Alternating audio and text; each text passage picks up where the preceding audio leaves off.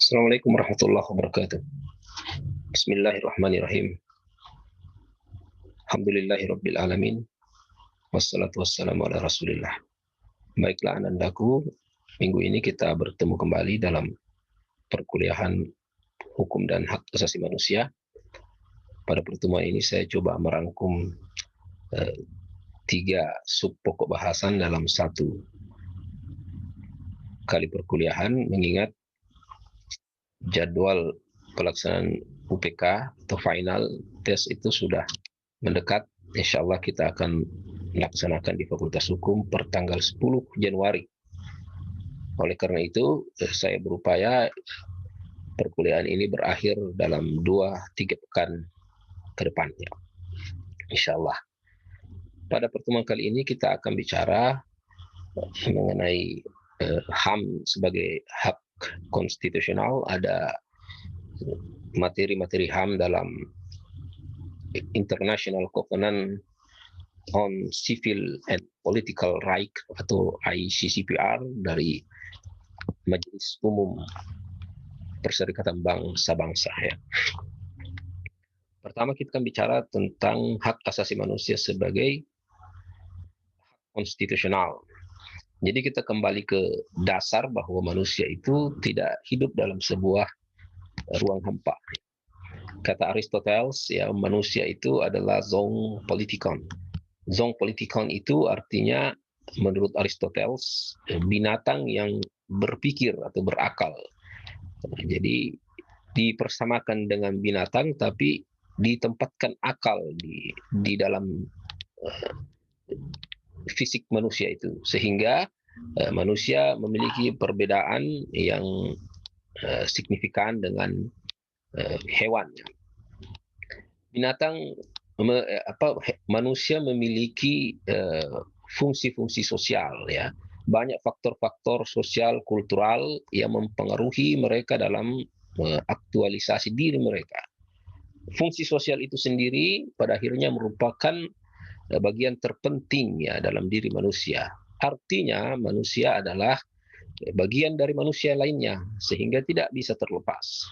Oleh karena itu, dalam setiap beraktivitas, manusia tidak akan pernah terlepas dari yang namanya conflict of interest. Selalu dibayangi oleh pertikaian-pertikaian atas dasar kepentingan-kepentingan. Konflik of interest ini kemudian berpotensi akan menciptakan yang namanya disorder society, masyarakat yang tidak tertib atau yang tidak teratur, jauh dari keteraturan. Sehingga untuk menciptakan keteraturan itu, maka manusia butuh menata sebuah kehidupan yang beradab.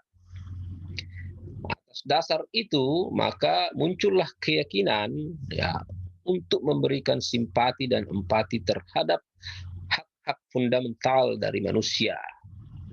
Oleh karena untuk menjamin hak-hak fundamental itu dibutuhkan sebuah aturan-aturan hukum atau regulasi-regulasi yang sifatnya fundamental atau mendasar dan merupakan jalan tengah khusus Indonesia, ya. Di Indonesia merupakan jalan tengah dari 2 ideologi dunia, ya, antara blok barat dan blok timur, antara individualisme sebagai perwakilan dari negara-negara liberal dan kapital, dan kolektivisme sebagai perwakilan paham dan ideologi komunis. Nah, lebih lanjut, kemudian materi dan jaminan hak asasi manusia itu harus diatur oleh konstitusi. Ini pemikiran yang kemudian berkembang, ya, di abad ke-19, abad ke-20, ya. Artinya kemudian materi hak asasi manusia, ketika kita membutuhkan regulasi yang fundamental, maka materi HAM dianggap sebagai critical element, ya, merupakan hal yang penting untuk dimuat atau termaktub di dalam naskah atau batang tubuh konstitusi. Dalam konteks Indonesia, Undang-Undang 45 itu merupakan kristalisasi pemikiran, kristalisasi ide dari anak-anak bangsa, ya, yang biasa kita sebut founding fathers, ya. Kalau Dr. Askari katakan tidak bisa disebut founding fathers karena ada perempuan di situ. Ada satu perempuan dalam BPUPKI. Kalau Dr. Askari katakan founding fathers and mothers ya.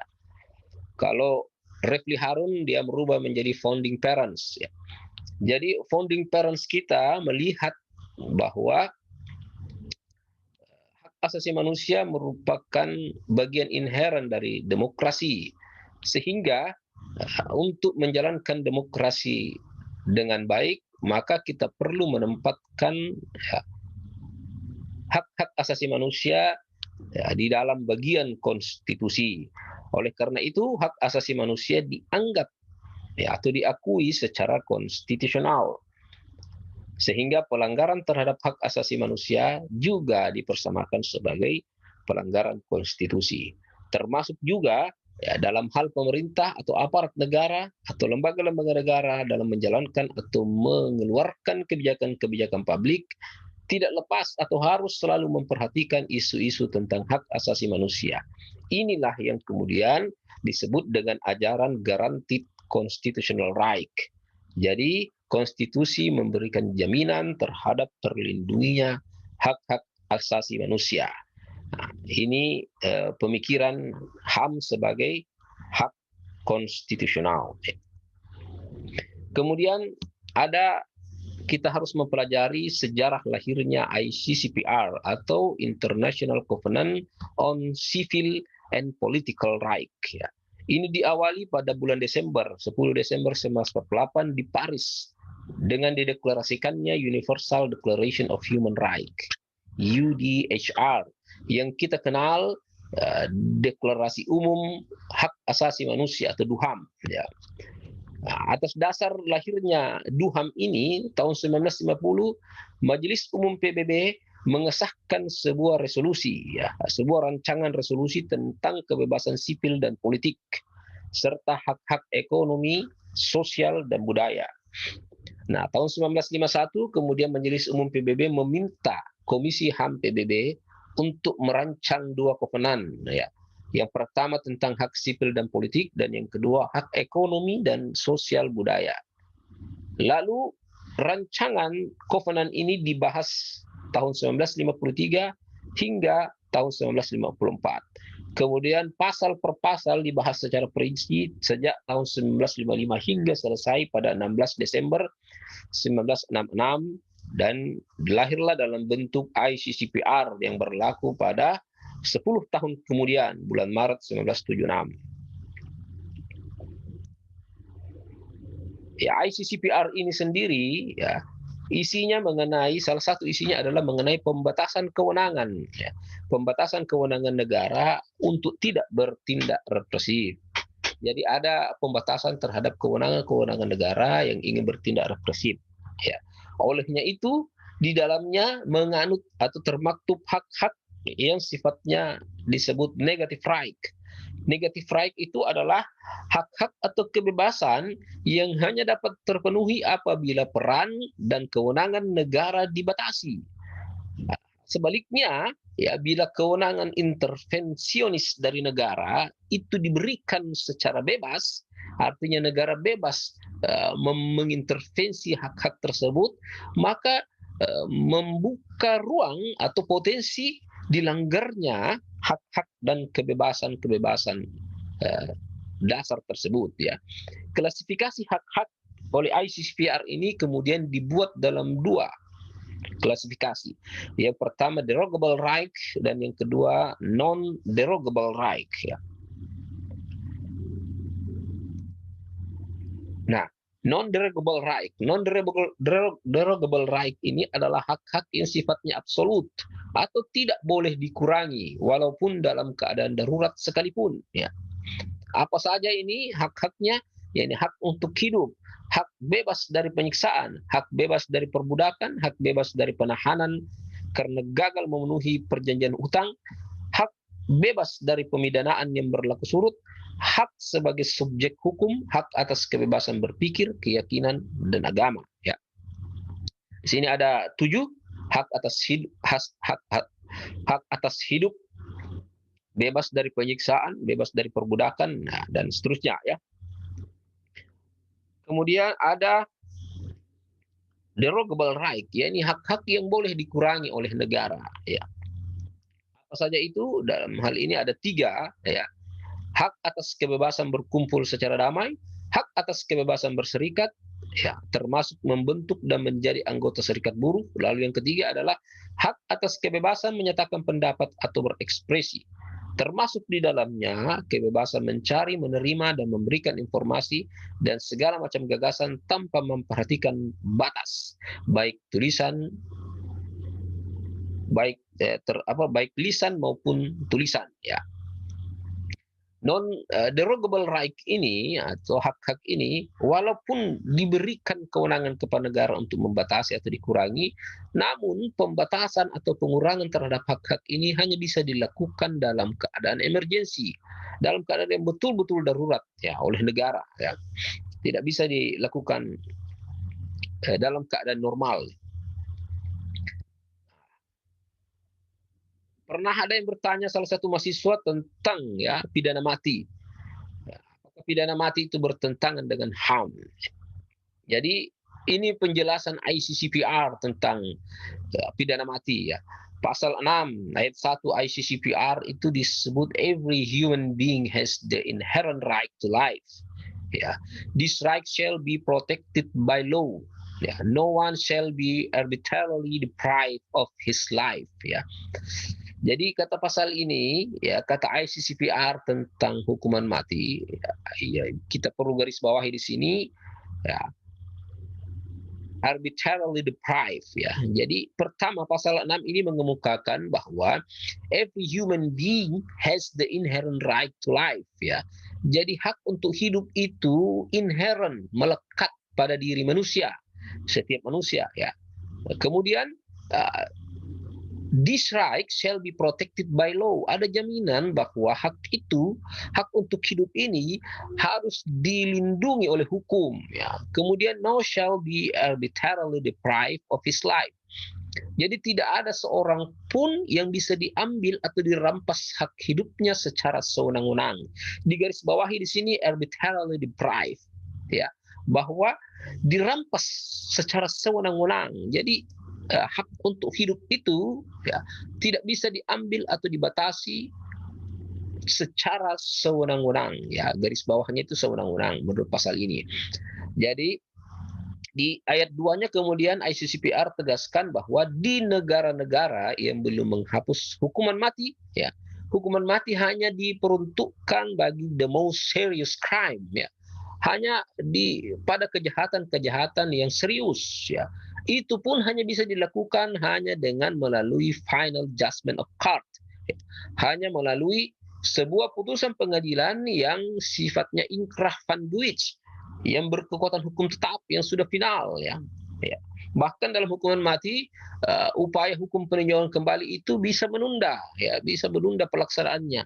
Bukan saja itu, permohonan-permohonan pengampunan atau pengurangan hukuman misalnya seperti amnesti, abolisi ya, itu bisa menunda pelaksanaan hukuman mati ya jika diajukan kepada kepala negara.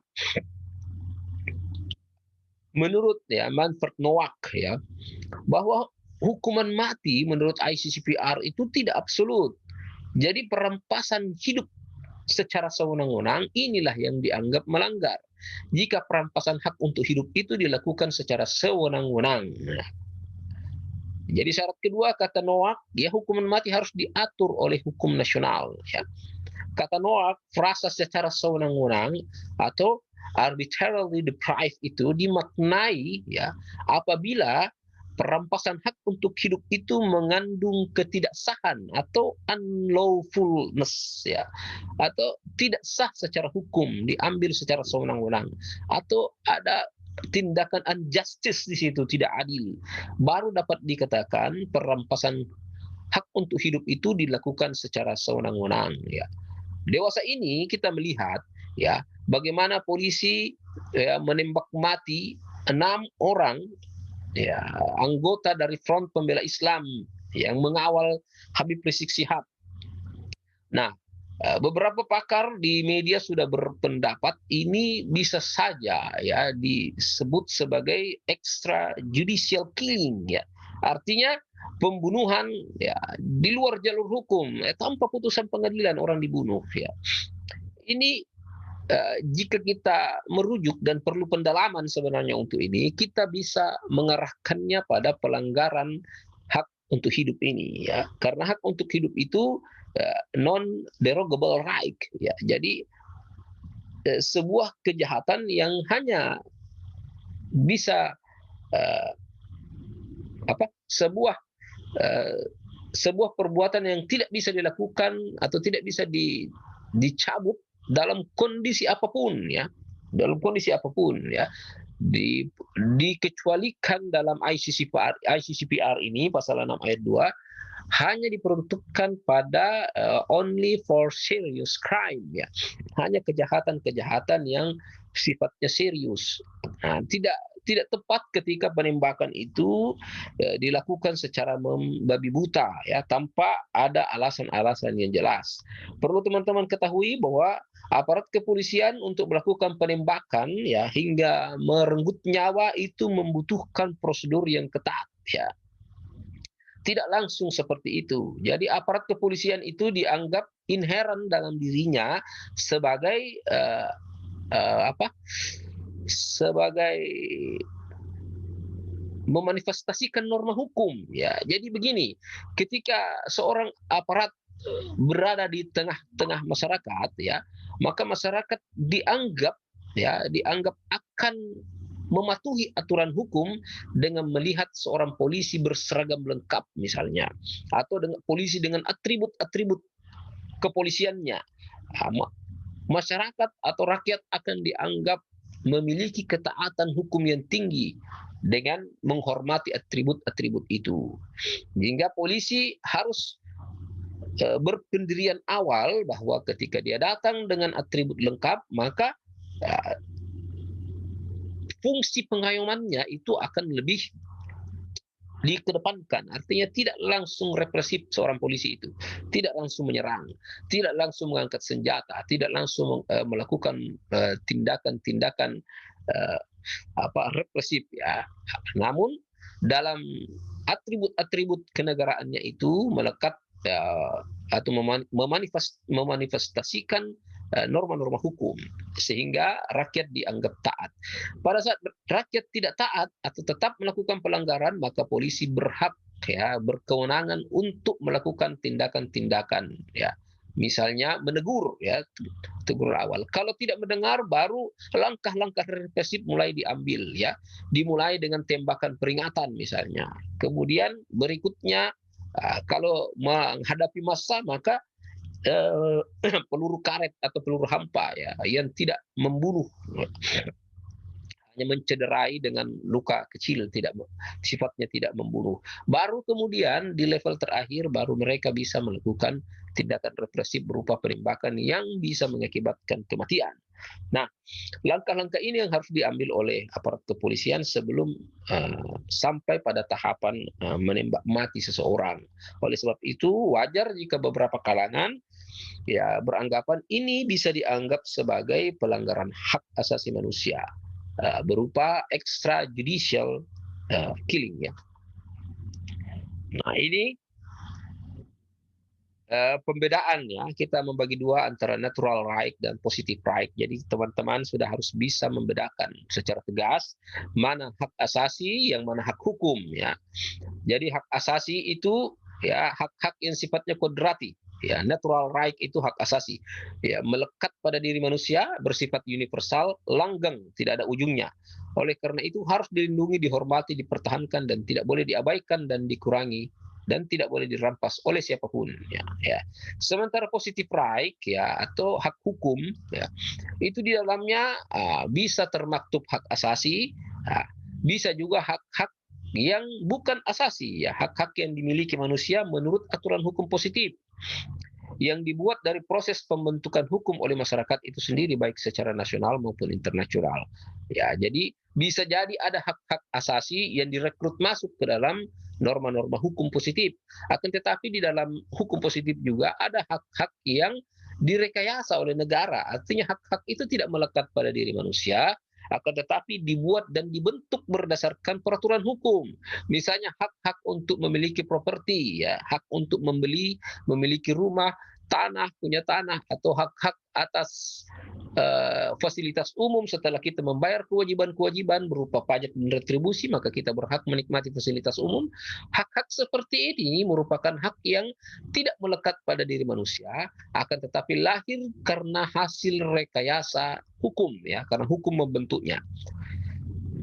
Nah, jadi kebaikan dari natural right atau hak asasi itu adalah menekankan hak itu berasal dari Tuhan, bukan hadiah dari manusia. Ya, jadi tanpa hukum positif, ya, tanpa hukum positif, hak-hak ini sudah melekat dalam diri manusia, meskipun tidak diatur dalam undang-undang. Dimanapun berada dan tidak terbatas waktu, dia bersifat universal. Ya, langgeng dan tidak bisa dicabut, langgeng selama-lamanya. Ya, kalau hak-hak secara hukum hari ini bisa diberikan, besok bisa dicabut. Ya. Positif right itu mampu menunjukkan batas-batas wilayah kebebasan menurut hukum yang berlaku. Jadi positif right itu terbatas. Ada wilayah teritorial tertentu, ya.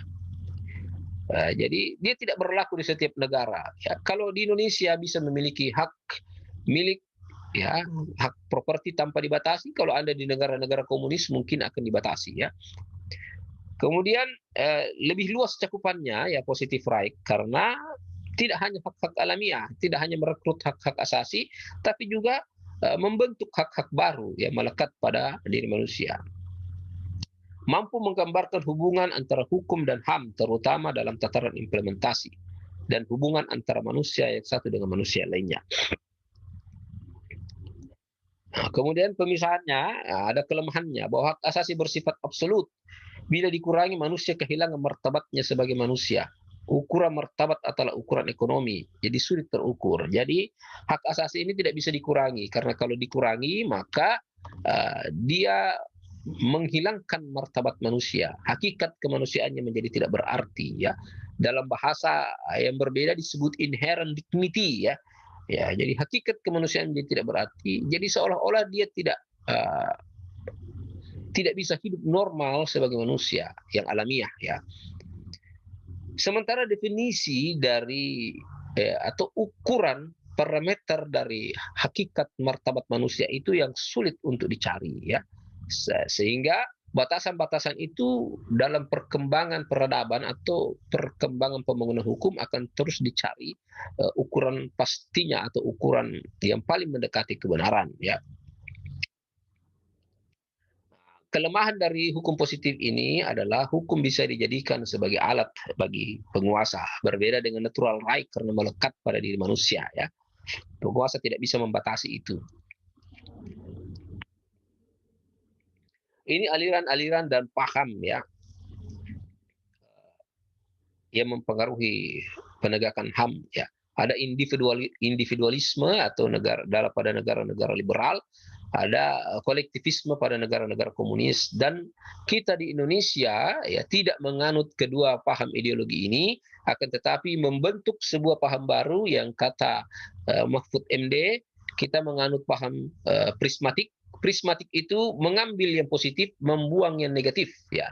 Jadi mengambil yang positif pada model individualisme dan mengambil yang positif pada paham kolektivisme atau komunisme, sehingga lahirlah atau kemudian mengambil ideologi integralistik atau negara-negara atau paham-paham kultur dan budaya masyarakat Indonesia atau bangsa Indonesia. Ya, paham integralistik ini dianggap sebagai tatanan hidup bangsa Indonesia di pedesaan, ya. Jadi kalau negara liberal, individualisme itu mengutamakan kebebasan individu. Ini negara liberal, ya, namanya saja liberal. Simbolnya itu patung liberty, ya. Kebebasan. Kebebasan itu ada pada individu. Bebas sebebas-bebasnya, ya. Ya, seorang anak gadis berusia 18 tahun di negara-negara liberal, orang tuanya tidak berhak mempertanyakan anak ini akan tidur di mana malam ini, menginap di mana malam ini, tidur bersama siapa malam ini, jalan dengan siapa malam ini, tidak bisa. Tidak ada yang bisa mempertanyakan itu. Sementara di negara-negara komunis atau kolektivisme, terdapat dualisme antara negara dan individu, akan tetapi kebebasan itu tidak ada pada individu, akan tetapi pada negara. Negara yang menentukan apa yang warga negaranya bisa dapatkan. Berbeda dengan negara-negara liberal, individualisme, dia bebas. Bebas berusaha, bebas berbisnis tanpa batasan tertentu, bebas memiliki apapun, properti sebanyak-banyaknya, ya, sekaya-kayanya dia. Akan tetapi di negara komunis dan sosialis itu dibatasi. Nah, di negara-negara integralistik Pancasila ya menganut keseimbangan antara individu dan kepentingan negara. Jadi diletakkan hak-hak pada individu, akan tetapi tidak boleh mengenyampingkan atau mengorbankan kepentingan kolektif atau kepentingan bersama yang dimanifestasikan dalam fungsi-fungsi negara. Kemudian substansi HAM ya, dalam negara-negara individualisme atau liberal diutamakan hak sipil dan politik ya, sementara hak-hak ekonomi dan sosial adalah tujuan ya. Ya, di negara-negara komunisme atau kolektivisme yang utama adalah persamaan di bidang ekonomi dan kesejahteraan sosial. Tanpa ini hak sipil dan politik tak berarti apa-apa. Di sini bisa kita lihat ya, kalau di negara-negara liberal itu kebebasan itu ada di individu ya. Sementara hak-hak ekonomi dan sosial itu berjalan alamiah ya. Karena itu merupakan tujuan. Sementara kolektivitas, di negara-negara kolektivitas yang utama adalah persamaan di bidang ekonomi. Ya harus setara. Tidak ada orang yang boleh lebih kaya dari yang lainnya. Ini kalau komunis ya. Semua harus sama. Ya.